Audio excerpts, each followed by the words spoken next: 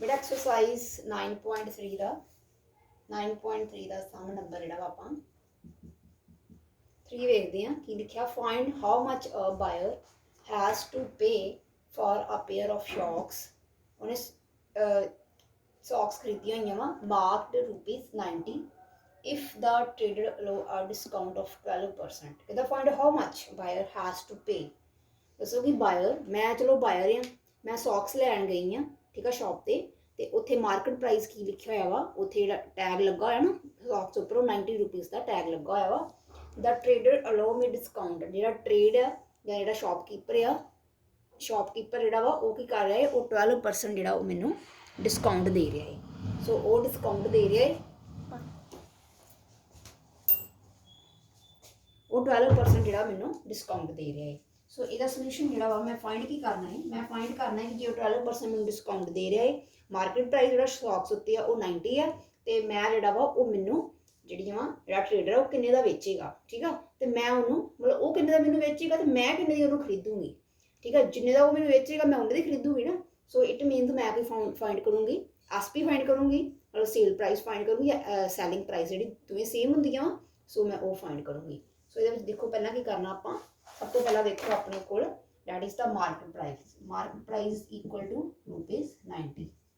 ₹90 दिता वा डिस्काउंट कितना है वा अपने को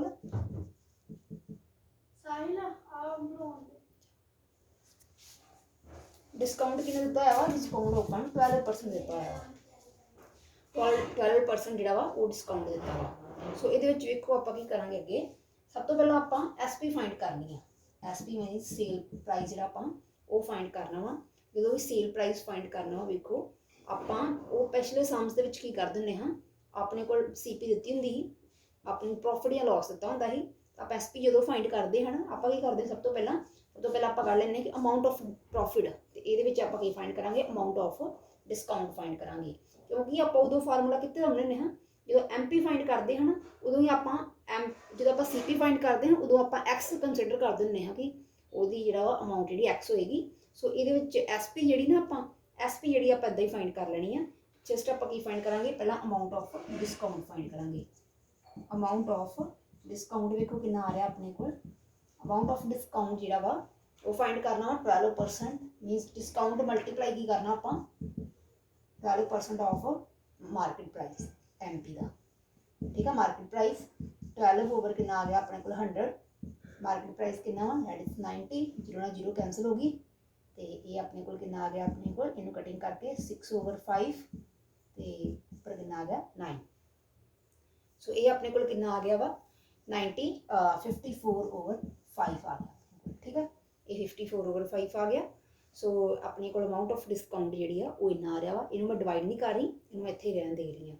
सो उस तो बाद देखो मैं फाइंड की करना है मैं जो फाइंड करना है मैनू चाहिए है SP तो ये मैं इनू इधर नहीं लिख रही इनू मैं इधर SP इधर फाइंड कर रही हूँ। सो मैं SP फाइंड करनी है SP कितनी होएगी मेरी SP हमेशा कितना फाइंड करनी है क्योंकि इन्ने दी मैनू चीज़ पई है वो 12% जे डिस्काउंट दे रहा वा 12% डिस्काउंट दे रहा वा तो वो कितना डिस्काउंट दे रहा मैंने इन्ने रुपीज़ ये रुपीज़ च आ रहा है इन्ने रुपीज़ डिस्काउंट दे रहा है तो मैं भी करूँगी मार्केट प्राइस के ₹90 विचों मैं किनू माइनस करूँगी उन्होंने माइनस करूँगी अमाउंट ऑफ डिस्काउंट में अमाउंट ऑफ डिस्काउंट जी है इन्नी है इन मैं माइनस कर दूँगी। सो देखो इनू मेरे को माइनस करके ये अपने को रुपीज़ ही ठीक है रुपीज़ मैं हटा रही रुपीज़ आप लास्ट से पा लेंगे ठीक है तो ये अपने को आ गया थले 1 ये 5 आ गया तो क्रॉस मल्टीप्लाई की 450 माइनस कि आ गया 54। सो माइनस करके कि आ गया अपने को माइनस करके तो जो तुम इन्हें डिवाइड करोगे तो आंसर कि आएगा 79.2 जो वा वो रुपीज़ जो वो आंसर आएगा। सो वो है अपने को SP की आ गई है। सो इट मीनस अपने को SP जी इन्नी SP जी वो आ रही है।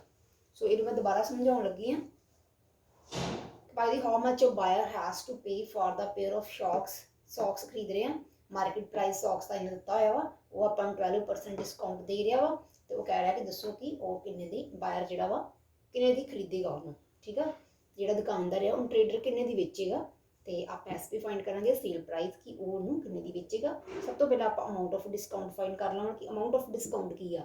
ਅਮਾਊਂਟ ਆਫ ਡਿਸਕਾਊਂਟ ਕਿੱਦਾਂ ਫਾਈंड ਕਰਨਾ, 12% ਆਫ 90 ਮਾਰਕੀਟ ਪ੍ਰਾਈਸ ਆ। 12% ਆਫ 90 ਲਿਆ ਆਪਾਂ, ਉਹ ਇੰਨਾ ਆ ਗਿਆ ਆਪਣੇ ਕੋਲ। ਤੇ ਆਪਾਂ ਪਤਾ ਇੰਨੇ ਰੁਪੀਜ਼ ਆਪਾਂ ਨੂੰ ਡਿਸਕਾਊਂਟ ਆ ਰਿਹਾ, ਡਿਸਕਾਊਂਟ ਮਿਲ ਰਿਹਾ ਇੰਨੇ ਰੁਪੀਜ਼। ਤੇ ਆਪਾਂ ਮਾਰਕੀਟ ਪ੍ਰਾਈਸ ਦੇ ਵਿੱਚੋਂ ਇੰਨੇ ਰੁਪੀਜ਼ ਜਦੋਂ ਮਾਈਨਸ ਕਰ ਦਾਂਗੇ ਤਾਂ ਆਪਣਾ ਐਸਪੀ ਜਿਹੜੀ ਹੈ ਸੇਲ ਪ੍ਰਾਈਸ ਆ ਜਾਏਗਾ। ਤਾਂ ਆਪਾਂ ਨੂੰ ਚੀਜ਼ ਜਿਹੜੀ ਇੰਨੇ ਦੀ ਮਿਲੇਗੀ। ਸੋ ਬੇਟਾ ਇਹ ਜਿਹੜਾ ਤੁਹਾਡਾ ਥਰਡ ਸਮ ਸੀ।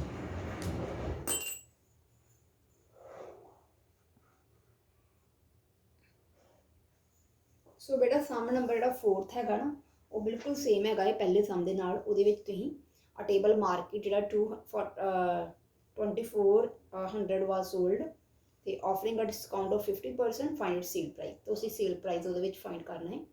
ਸੋ ਬੇਟਾ ਪਹਿਲਾ ਸਮ ਆਪਾਂ ਸੇਲ ਪ੍ਰਾਈਸ ਫਾਈਂਡ ਕੀਤਾ ਸੀ। ਸੋ ਹੁਣ ਸਮ ਨੰਬਰ 5th ਕਰ ਰਹੇ ਹਾਂ। ਤੇ ਇਹਦੇ ਵਿੱਚ ਆਪਾਂ ਕੀ ਕਰਨਾ ਹੈ, ਇਹਦੇ ਵਿੱਚ ਮਾਰਕੀਟ ਪ੍ਰਾਈਸ ਜਿਹੜਾ ਉਹ ਫਾਈਂਡ ਕਰਨਾ ਹੈ, market price. So a car was sold for the rupees this after giving a discount of 7%। मतलब कार ਨੂੰ ਵੇਚ ਦਿੱਤਾ ਗਿਆ ਵਾ, ਉਹਨੂੰ ਸੇਲ ਕਰ ਦਿੱਤਾ ਗਿਆ ਕਾਰ ਨੂੰ।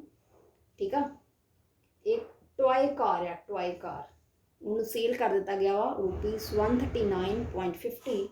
ਸੋ after giving a discount of 7% discount ਦੇ ਕੇ ਉਹਨੂੰ ਸੇਲ ਕਰਤਾ ਵਾ। ਤੇ ਕਹਿੰਦਾ ਦੱਸੋ ਕਿ ਉਹਦਾ ਮਾਰਕੀਟ ਪ੍ਰਾਈਸ ਜਿਹੜਾ ਉਹ ਕਿੰਨਾ ਹੋਏਗਾ। ਸੋ ਇਹਦੇ ਵਿੱਚ ਦੇਖੋ ਆਪਾਂ ਨੂੰ ਮਾਰਕੀਟ ਪ੍ਰਾਈਸ ਜਿਹੜਾ ਵਾ ਉਹ ਆਪਾਂ ਫਾਈਂਡ ਕਰਨਾ ਵਾ। ਤੇ ਐਸਪੀ ਜਿਹੜੀ ਆਪਾਂ ਨੂੰ ਉਹ ਦਿੱਤੀ ਹੋਈ ਆ, ਇਹ ਦਿੱਤੀ ਹੋਈ ਆ। ਤੇ ਡਿਸਕਾਊਂਟ ਵੀ ਜਿਹੜਾ ਵਾ ਆਪਾਂ ਨੂੰ ਉਹ 7% ਦਿੱਤਾ ਹੋਇਆ ਵਾ। ਸੋ ਇਹ ਮੈਂ ਸਟੇਟਮੈਂਟ ਨੂੰ ਰੇਜ਼ ਕਰ ਰਹੀ ਹਾਂ ਕਿਉਂਕਿ ਸਟੇਟਮੈਂਟ ਜਿਹੜੀ ਆ ਇਹ ਤੁਹਾਨੂੰ ਕਲੀਅਰ ਆ। ਠੀਕ ਆ, ਸਟੇਟਮੈਂਟ ਸਮਝੋ ਕਰਕੇ ਮੈਂ ਇਸ ਤਰ੍ਹਾਂ ਕੀਤਾ ਸੀ। ਸੋ ਇਹਨੂੰ ਮੈਂ ਲਿਖ ਰਹੀ ਦੁਬਾਰਾ। ਸੋ ਐਸਪੀ ਦਿੱਤੀ ਹੋਈ ਮੈਨੂੰ, ਡਿਸਕਾਊਂਟ 7% ਦਿੱਤਾ ਹੋਇਆ ਵਾ। ਤੇ ਮਾਰਕੀਟ ਪ੍ਰਾਈਸ ਜਿਹੜੀ ਆ ਮੈਂ ਲੈਟ ਕਰ ਲਾਂਗੀ। ਠੀਕ ਆ, ਜਿੱਦਾਂ ਆਪਾਂ ਸੀਪੀ ਵਾਲੇ ਸਮ ਕਰਦੇ ਹਾਂ ਨਾ, ਪਹਿਲਾਂ ਜੋ ਸੀਪੀ ਫਾਈਂਡ ਕਰਦੇ ਹਾਂ, ਤਾਂ ਸੀਪੀ ਜਦੋਂ ਫਾਈਂਡ ਕਰਦੇ ਹਾਂ ਆਪਾਂ ਸੀਪੀ ਨੂੰ ਲੈਟ ਕਰ ਲੈਂਦੇ ਹਾਂ। ਤਾਂ ਤੁਹਾਨੂੰ ਮੈਂ ਪਿਛਲੇ ਜਿਹੜਾ ਇੱਕ ਫਾਰਮੂਲਾ ਦੱਸਿਆ ਹੈ, ਇੱਕ ਸੀਪੀ ਜਦੋਂ ਫਾਈਂਡ ਕਰਨੀ ਹੈ ਤੁਸੀਂ ਸੀਪੀ ਵਾਲਾ ਫਾਰਮੂਲਾ ਲਾ ਦਿਓ। ਬਟ ਇਹਦੇ ਵਿੱਚ ਤੁਸੀਂ ਐਮਪੀ ਫਾਈਂਡ ਕਰਨ ਲਈ ਲੈਟ ਕਰ ਲੈਣੀ ਐਮਪੀ। ਫਿਰ ਆਪਾਂ ਦੇਖਦੇ ਹਾਂ ਐਮਪੀ ਕਿਵੇਂ ਫਾਈਂਡ ਕਰਨੀ ਆ। ਠੀਕ ਆ, ਸੋ ਆਪਾਂ ਇਹ ਸਾਨੂੰ ਦੇਖਦੇ ਹਾਂ ਮਾਰਕੀਟ ਪ੍ਰਾਈਸ ਨੂੰ ਕਿ ਮਾਰਕੀਟ ਪ੍ਰਾਈਸ ਕਿਵੇਂ ਫਾਈਂਡ ਕਰਨਾ ਵਾ। ਆਪਾਂ ਲੈਟ ਕਰਾਂਗੇ ਕਿ let X be the market price, let the market price of ਦਾ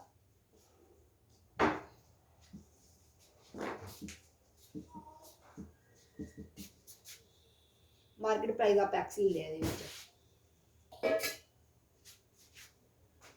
ਤੇ ਸਭ ਤੋਂ ਪਹਿਲਾਂ ਆਪਾਂ ਮਾਰਕੀਟ ਪ੍ਰਾਈਸ ਲੈ ਲਿਆ ਵਾ। ਤੇ ਆਪਾਂ ਨੂੰ ਪਤਾ ਹੈ ਜਿਵੇਂ ਆਪਾਂ ਉਹ ਸਮ ਦੇ ਵਿੱਚ ਕੀ ਕਰਦੇ ਹਾਂ, ਜਦੋਂ ਆਪਾਂ ਸੇਲ ਪ੍ਰਾਈਸ ਫਾਈਂਡ ਕੀਤਾ ਵਾ, ਐਸਪੀ ਫਾਈਂਡ ਕੀਤੀ ਆ, ਉਸ ਟਾਈਮ ਤੇ ਆਪਾਂ ਅਮਾਊਂਟ ਆਫ ਡਿਸਕਾਊਂਟ ਫਾਈਂਡ ਕੀਤੀ ਹੈ। ਇੱਥੇ ਵੀ ਆਪਾਂ ਕੀ ਫਾਈਂਡ ਕਰ ਲੈਣਾ ਵਾ, amount of discount. Amount of discount ਵੇਖੋ ਕਿੰਨਾ ਆ ਰਿਹਾ ਆਪਣੇ ਕੋਲ। ਜੇ ਮਾਰਕੀਟ ਪ੍ਰਾਈਸ ਐਮ ਆ ਤੇ ਡਿਸਕਾਊਂਟ ਆਪਾਂ ਫਾਈਂਡ, ਡਿਸਕਾਊਂਟ ਆਪਾਂ ਨੂੰ ਦਿੱਤਾ ਹੋਇਆ ਵਾ। ਤੇ ਅਮਾਊਂਟ ਆਫ ਡਿਸਕਾਊਂਟ ਕਿਵੇਂ ਫਾਈਂਡ ਕਰਦੇ ਹਾਂ, 7% ਮਲਟੀਪਲਾਈ ਕਿਹਨੂੰ ਕਰਦੇ ਹਾਂ ਆਪਾਂ, ਮਾਰਕੀਟ ਪ੍ਰਾਈਸ ਨੂੰ। 7 ਓਵਰ ਕਿੰਨਾ ਆ ਗਿਆ 100 ਮਲਟੀਪਲਾਈ ਐਮ ਕਿੰਨਾ ਵਾ ਆਪਣੇ ਕੋਲ, M is X. Market price ਜਿਹੜਾ ਵਾ ਆਪਾਂ ਐਕਸ ਲੈ ਲਿਆ। ਠੀਕ ਆ, ਇਹ ਆ ਗਿਆ ਆਪਣੇ ਕੋਲ। ਮੀਨਸ ਆਪਣੇ ਕੋਲ ਕੀ ਆ ਗਿਆ 7x ਓਵਰ 100 ਜਿਹੜਾ ਵਾ ਅਮਾਊਂਟ ਆਫ ਡਿਸਕਾਊਂਟ ਆ ਰਿਹਾ, ਅਮਾਊਂਟ ਆਫ ਡਿਸਕਾਊਂਟ।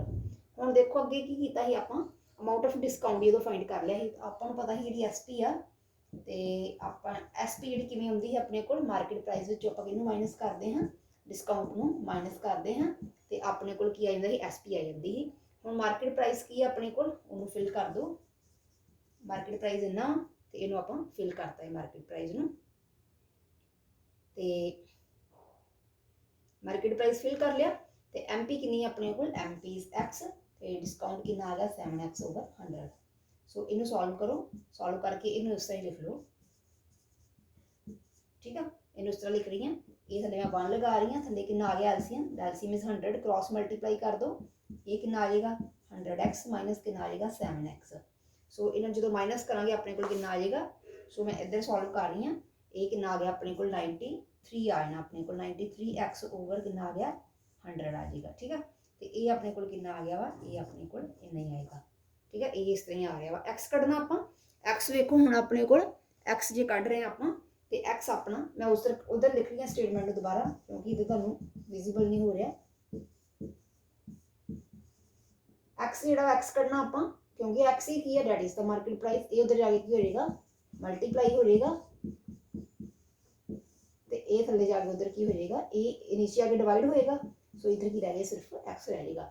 हम देखो डेसीमल है, डेसीमल जो हटा दिए आप थले कि आ जाएगा 100 आ जाएगा, डेसीमल रिमूव करवाता जो थले कि आ गया अपने को 100, तो ये 100 ना 100 की हो गया कैंसल हो गया। सो एक्स कि आ गया अपने को 139 50/93 आ गया। ठीक है, जो तुम इसकी कटिंग करोगे तो आंसर जो आ जाएगा, तो आंसर की आएगा 150 डायरा आंसर आएगा कटिंग करने तो बाद आंसर जो 150 रुपीज़। सो इट मीनस की है वा कि 150 जी वो कटिंग करके 150 आंसर आएगा। 150 की अपने को 150 मार्केट प्राइस जो उन्हें इन्ने की खरीदी है 150 की मार्केट प्राइस जो टॉय पर लिखा है वा जो टैग लगा 150 का लगा वा, तो वो किन्ने 7% डिस्काउंट से दे के वो इन्ने की बेच रहा वा। सो ठीक है, मेरे ख्याल